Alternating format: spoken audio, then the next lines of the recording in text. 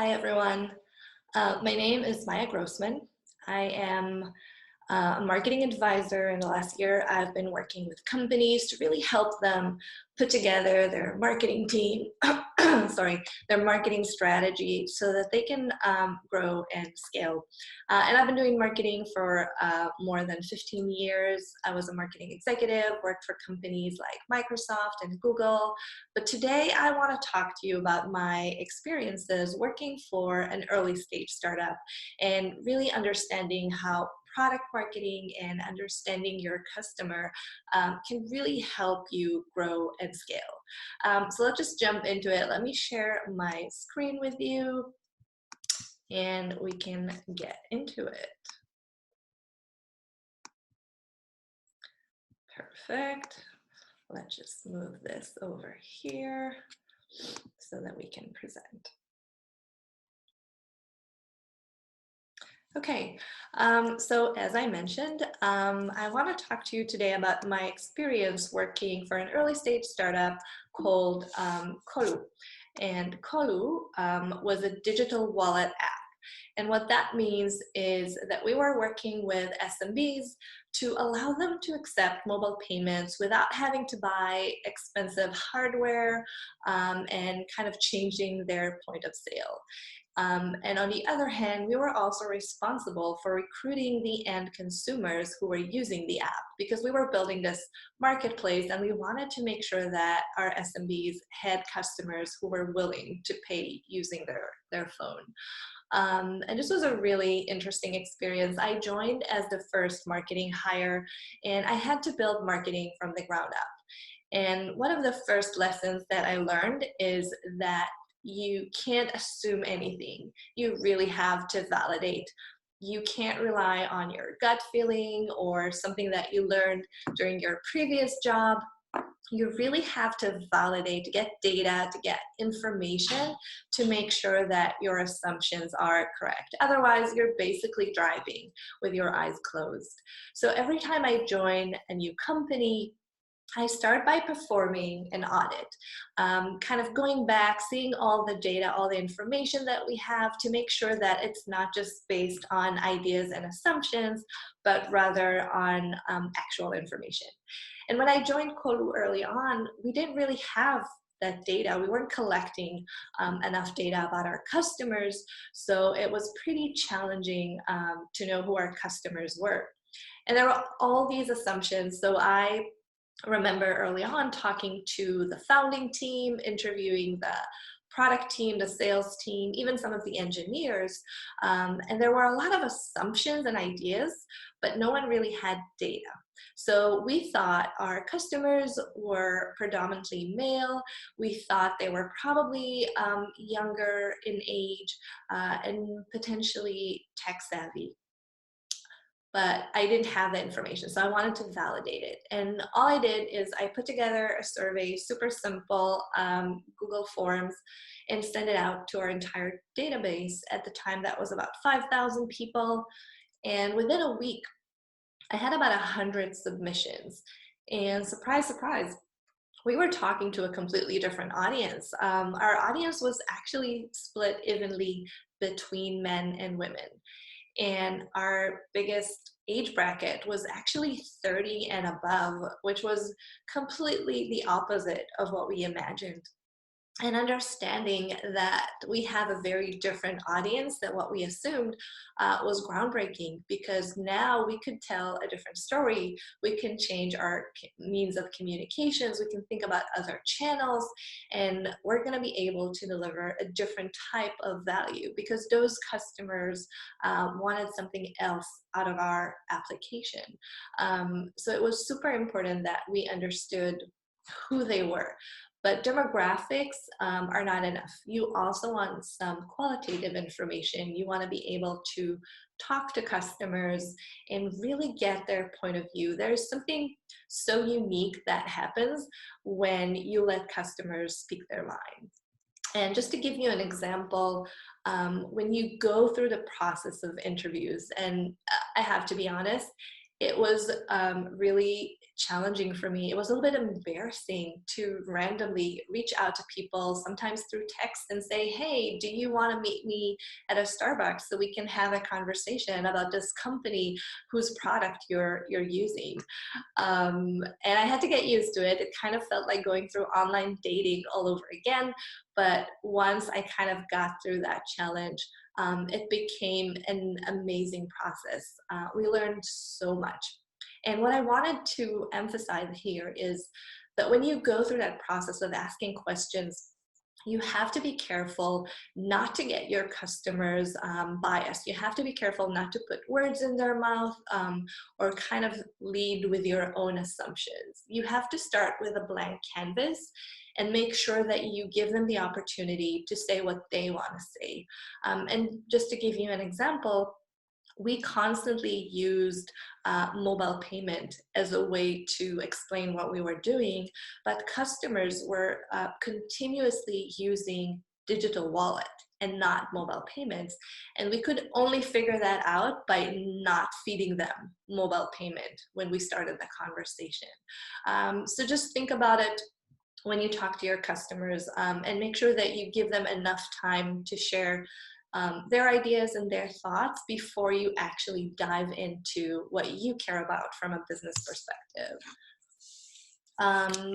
Yeah, and the second lesson I wanted to talk to you about today has to do with knowing your market.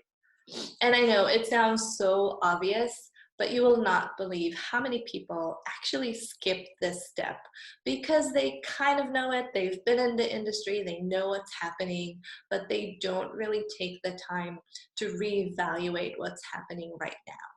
And it's not just about knowing who your competitors are, and believe me, that's really important, but you also want to understand what are your customers' alternatives. So if they're not using you, do they have, better or easier or simpler ways to kind of do what it is that you're trying to help them do? And for us, that was actually the biggest challenge because you see, mobile payment is great, but there's nothing wrong with credit cards. They are still easy to use. They are pretty accessible. All you have to do is, take the credit card out of your wallet. So our work wasn't so much about differentiating ourselves from competitors early on. It was just about educating customers why they should even consider mobile payments, why it was better or unique, or why it's going to be valuable for them. And the third thing I try to look at when I evaluate a market, I try to think about trends. And it's not always just about trends that happen within your own market. For us, for example, there weren't a lot of changes in the fintech industry that were relevant to us, but because we were working very locally, so we were going city by city to recruit businesses and customers, anything that had to do with local economies was really important to us. And we actually relied on some of these trends to build our story and to differentiate in the market. And this is actually our next lesson, which is all about how you can position yourself out of the competition. And you probably heard it before, different is better than better. And I always thought it's just a cliche, but I actually ended up using it and it was very successful. So now I'm a little bit more open to it. And just to kind of explain the process we went through, when I started evaluating our value proposition, I looked at our competitors, and this is a real list of value propositions. I just changed the names of the companies so we don't insult anyone, but they all looked the same. I couldn't tell them apart. They were all saying the exact same thing. And I knew we couldn't be just one more mobile payment app. We had to be different. We had to bring something else to the table, which is what brought us to our initial value proposition. We only wanted to work with small businesses. So we didn't include any retailers or big chains. We wanted to do something good for the local community. And this is what we built our story around. So yes, we were a mobile payment app and you can use your phone and it's easy and convenient, but you were also doing something good for your own city and for your own community as a customer. And on the business side, we were this great partner who wanted to give small businesses a competitive edge. We wanted to give them what all the big retailers had, and we wanted to drive more traffic and more people to buy locally. So it was pretty much a win-win situation. And by telling this story, we got a ton of attention, a lot of PR, because this story was so unique and special. And it was also happening right around the time that Brexit happened. There was a lot of uncertainty in the UK, and this was one of the markets we operated in. So it just kind of was the perfect timing to tell this story. The fourth lesson I wanted to share with you is about understanding how to focus on your best customers. And as an early stage startup, early on, yeah, you want to work with anyone who's willing to talk to you. We basically sprayed and prayed.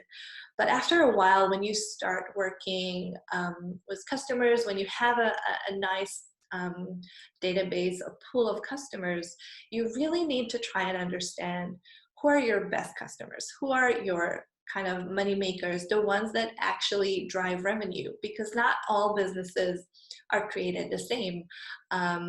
Yet we still spend the same amount of time and money on acquiring them. And from a business perspective, that's just bad ROI. So we had to figure out who are our best customers. And to do that, you have to start with an hypothesis. You have to figure out for your own company and your own product, what are the criteria that are going to make a good customer? And for us, we actually had two. So the first and foremost was about revenue generation. And obviously you want the customers who bring in, the biggest revenue.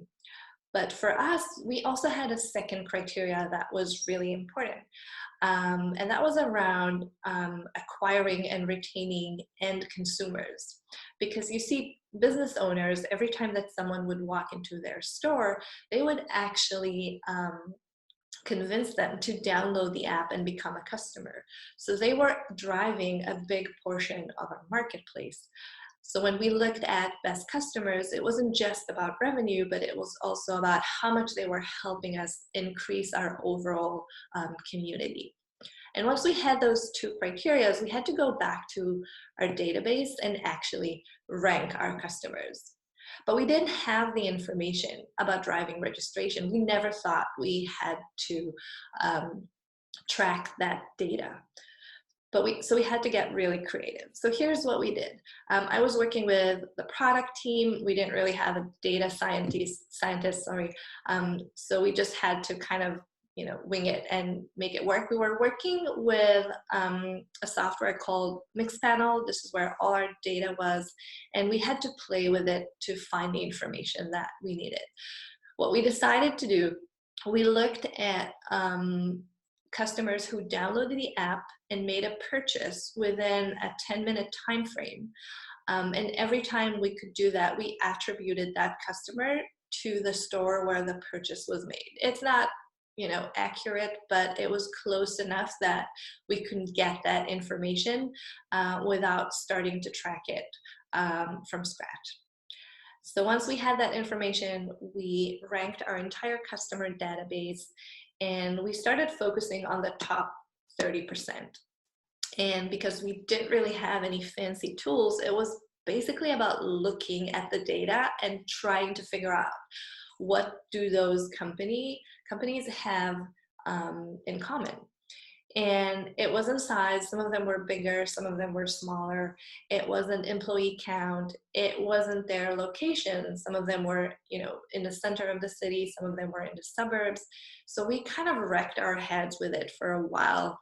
And what we ended up with, we realized that the businesses who were driving the most value to us, they had some component of habit to them. So whether it's buying your coffee every morning or having lunch every day, or even buying food for your pets, something that happens at least once a week, it has some repetitive element, those businesses were the biggest revenue drivers. And once we realized that, the sales team started focusing only on those types of businesses. But we didn't really want to disregard everyone else, so we created a self-service option on our website. It was just, a landing page where businesses could apply to become our partners. They would fill in all their information, and they would have an onboarding conversation with one of our reps. But that was different than actually going through the entire sales process and the hold-handing that the sales team was doing with our best customers. And early on, our numbers actually dropped. So we really had to be long-term greedy and make sure that we wait long enough to see the results. And the results at the end were very positive. We actually increased our revenue significantly by focusing on our best customers. So sometimes you just need a little bit of patience to make sure that, a strategic move is actually paying off. And last but not least, and this is probably the most important lesson that I'm going to talk to you about today. If you don't take anything else, just remember this: you have to talk to your customers.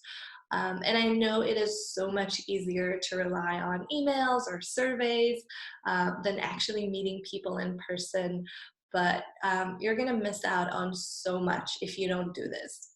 So here's a good example. When I worked for Kolu, I went on a road trip with our VP of product. We had this line of features coming up, and we wanted to talk to business customers to see, what they thought about our features. But we were smart enough to know that we have to start with a blank canvas. Like I mentioned before, we had to ask really general questions and let our customers speak their mind. And it's really good that we did, because we discovered something completely new, something we would have never thought about. So you see, small businesses rely heavily on cash flow. It's basically their lifeline. And when they were working with other processors like Visa and MasterCard, they could see money in the bank within 24 hours of making a purchase. And when we were processing money for them, we could only settle with them once every other week. So we were basically holding these businesses' money hostage for almost 2 weeks at a time. And it just didn't work for them. They really needed that cash flow. So they didn't care about how fast the app was. They didn't care about the new features. All they wanted is to get their money earlier and on time. And once we realized that, we went back and we actually completely changed our roadmap. We only focused on giving them what they needed. And the result was amazing, because once we were able to do that, it was much easier to onboard customers, and they were much likely to encourage customers to use the app. So retention went up significantly as well. So this just goes to show sometimes you have to talk to your customers, and you don't have to wait until you have a specific feature or a product that you want to test. You should probably do it on an ongoing basis and create a process. And this is what we ended up doing at Kolu. We had this advisory board on the consumer side, and we were setting up interviews once every month on the business side. And to be honest, it is so simple to make it happen.